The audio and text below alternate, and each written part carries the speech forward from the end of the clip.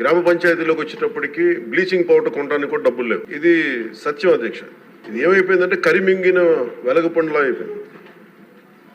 డబ్బులు కనిపిస్తున్నాయి, ట్రాన్సాక్షన్ కనిపిస్తున్నాయి అకౌంట్స్లో, కానీ నిధులు డ్రా చేయడానికి లేదు.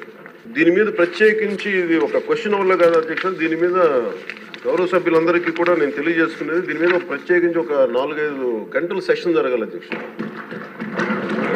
అలాగే ఎందుకంటే ఇది మీ అందరూ గౌరవ సభ్యులందరికీ కూడా విన్నవించుకున్నాం మన స్పీకర్ గారి ద్వారా. ఇది చాలా లోతుగా అధ్యయనం జరగాలి. దీని మీద ఖచ్చితంగా ఒక వైట్ పేపర్ కూడా తీసుకురావాలని మనస్ఫూర్తిగా కోరుకున్నాం. ఆ ప్రయత్నంలో ఉన్నాం.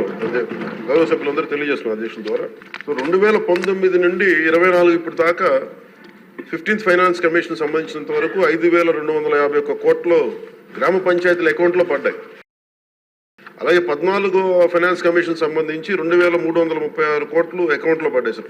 టోటల్గా 7,587 కోట్లు పడ్డాయి. కానీ అందులో 2,285 కోట్లు కరెంటు ఛార్జీల కొరకు ఏపీ డిస్కాం వారికి ఆర్థిక శాఖ పంపించేసింది.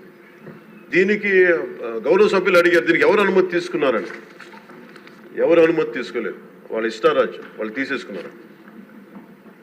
అడిగేవాళ్ళు ఎవరు లేరు, సో వాళ్ళు తీసేసుకున్నారు.